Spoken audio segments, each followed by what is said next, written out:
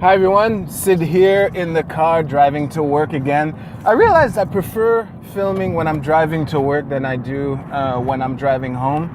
But regardless, I am excited because it's election season, baby! The Democratic and Republican conventions are finally over. The chessboard has been set. And I'm really excited to see Trump and Hillary go at it. I made this predictions on Super Tuesday, or the Wednesday after, that I think Trump is going to be the next president. Why I think that will be its own video coming soon.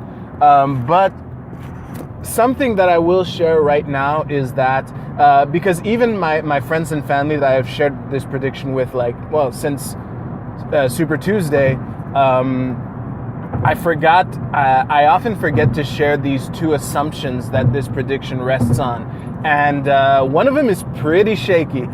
I'm totally open to the possibility that I could be wrong. And I remember in a conversation that I had with a friend of mine during the primaries, like, any prediction that's made when the real campaign hasn't even started yet is kind of talking out of their ass, myself included. So the two assumptions are that American voters are influenced by and care about debates. I think Trump is going to crush Clinton in debates, and I think that this will be a key factor in him winning if, and here's the other really shaky, I must admit, assumption, I think Trump is going to win if the election is honest. I don't want to go into too deep into conspiracy stuff, but I think that, what happened with, I think Bush Gore is an interesting example of the kind of shenanigans that can go on without counting downright voter fraud. But this video, I wanted it to be more like a stream of consciousness, sharing my impressions about the conventions, which I paid really little attention to. But one thing that I want to mention is that this whole I was fascinated by watching lefties react to these allegations of Melania Trump plagiarizing a speech. I noticed it caught like wildfire. Like wow! I was really impressed, amazed by the virality of that story, and I instantly knew that this was really nothing, and that people who were sharing and making a big deal of that story were basically admitting, I've got nothing. I mean, if you're going to make a big deal of that, I mean, really, like, my parents taught me to treat people well and not lie. That's your plagiarism, really? And I was of that impression before learning that Melania's speech was over 15 minutes long, and really the evidence of plagiarism were these bland, every candidate political bullshit that you'll hear. I mean, and the other thing I wanted to talk about, I heard of this story watching, I was watching a Stefan Molyneux interview, I forget his name. It was, I think this also happened at the Republican convention, which was the Alex Jones crashing the Young Turks set. It was, obviously I heard it from, what's his name? I think it's Roger Stone, but I don't quote me on that. So anyway, hearing Stefan's guest talk about how he was invited, and I watched a couple of videos of the incident, and I gotta say, if, like, Alex was kind of clearly trolling them, and I'll say that if he really was invited, by the Young Turks, because this is kind of he said, she said. If he was invited, or if someone told him that the Young Turks wanted to interview him, either he decided to straight up troll them, or he has no idea how to read social cues.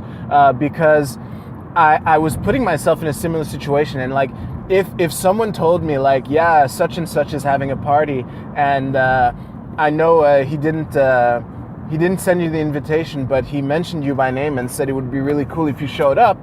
And I go to the party and everyone's like, hi, Sid, what's up? That would be kind of an indicator that they weren't expecting me there. Not having a chair for an interview is kind of a clue.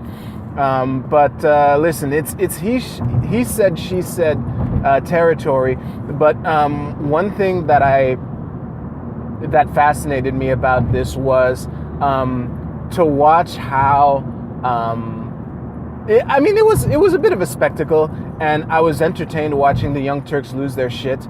I can kind of empathize, like if someone crashed onto my set and trolled me, and then completely misrepresented one of my positions. I mean, I watch the Young Turks as little as possible, but when Alex Jones said that they support Libya, and the Young Turks dude, he totally lost his shit. Saying, "We're against Saudi Arabia, you dumbass!" And it was quite a spectacle. But if you will watch the videos that I'm gonna link to below, that dude with the black hair clearly spit in Alex Jones's face, and he probably took like a sip of water before doing it.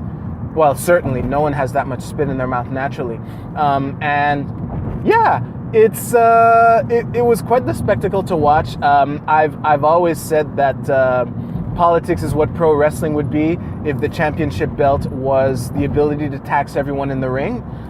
So watching the sports commentators, argue over which wrestler is the best is kind of entertaining. And,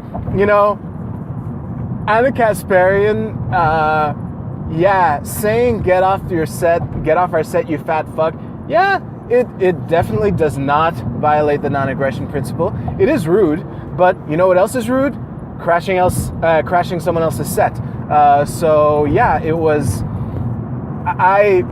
To me, it's kind of a non-story, but it involves a lot of big names in alternative media, and that's why I was quite entertained watching it. The other thing that I want to talk about is the speeches. Basically, the speeches were the only thing that I watched. I watched Bernie Sanders, Trump, and Clinton's speeches, and I will say, if you've already watched Sanders DNC speech, it's not worth watching it again. But a mental exercise that I was kind of naturally doing during his speech made his speech really hilarious at many moments, which is whenever Sanders took a pot shot at Wall Street and big banks and the establishment, to mentally add, and that's why I'm officially endorsing Hillary Clinton. Like, we gotta get money out of politics, and that's why I am officially endorsing Hillary Clinton. We gotta make sure that Wall Street cannot hold Main Street hostage anymore, and that's why I am officially endorsing Hillary Clinton. It's a fascinating exercise. It is a 45-minute speech, so hold that and keep that in mind if you decide to go for it. I really enjoyed Trump's speech. I had a little smirk on my mouth for basically the whole time during the whole speech. He really took Hillary to task during that speech, and it's the kind of thing that's difficult to defend against without sophistry, if you're in Clinton's position, because basically, yeah, the quagmire that's going on in the Middle East, she might not have been the president, but she's like the VP of foreign affairs. So she's like there. That was like her job within the Obama administration, and to watch Trump just go point by point on the fuck ups that Clinton has done during the Obama administration was something. And watching Clinton's speech last night, I think that she is clearly a practiced sophist, and I think that, like, I wasn't particularly entertained, but it was really nice to keep my mind sharp during that speech.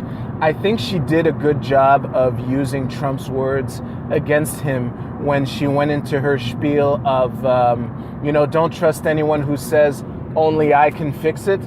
Really subtle straw man. Basically, he said something along the lines of, no one understands the problem more than I do. That's why I'm the only one who can fix it. Not only I can fix it. Not really that big of a deal. But there is one thing that she said in that bit that was really slick sophistry. When she went on about, he's saying that I'm the only one who can fix it. He's forgetting about the policemen, the teachers, the construction workers, and all these blue collar jobs. And then at the end of naming all these jobs that people inherently have respect for, she went, Donald Trump is leaving out each and every one of us. That last word, us, was such a 10th Dan black belt sophistry move of kind of naming all these jobs and then subtly including herself in that, which was it reminded me of something Brett Veinotte says quite often on his show, which is, and he says this about the political class in general, but it's doubly true in elections because it's kind of up in your face. But the political class in general, they like to try to relate to your typical everyday American, it usually takes the form of my father was a lumberjack who worked in a coal mill and moonlighted as a waiter or whatever. And the bottom line is, and this is true, this crosses borders. People in the political class have much more in common with each other than they do with the population that they rule over. And that move where Trump is leaving out each and every one of us, I remember saying, wow, out loud. That was really slick. And it's going to be, I can't wait to watch these two go at it in debates. As I've said many times on this channel, I've watched every primary debate except the Libertarians. I'll probably film another video about that. Yeah, I've watched every Democratic and Republican primary debate, and I can't wait to watch Trump and Hillary go at it in real time, face to face. That debates are a key fulcrum of why I think Trump is going to be the next president, pending those two assumptions I mentioned at the beginning of this video. And so it's going to be really interesting to watch. I'm truly excited. If politics is what wrestling would be, if the championship belt was the ability to tax everyone in the arena, then this is the main event at Wrestlemania, and the championship belt has been vacated. So we've just watched two Royal Rumbles, and both Royal Rumble winners are facing off at the main event of WrestleMania, and I cannot wait to watch that match. And yeah, thank you very much for watching. You'll find links to my social media below. Please ask questions for this. I don't care about politics. I'm a proud non-voter, as I've mentioned. But someone's going to be president, and to watch this gold medal Olympic level sophistry is going to be really interesting and fascinating to me. I'm going to relish it, especially watching Trump go at it with Clinton. So please like and share. And if you have any comments or questions or observations, please let me know. I'll see you soon. You take care.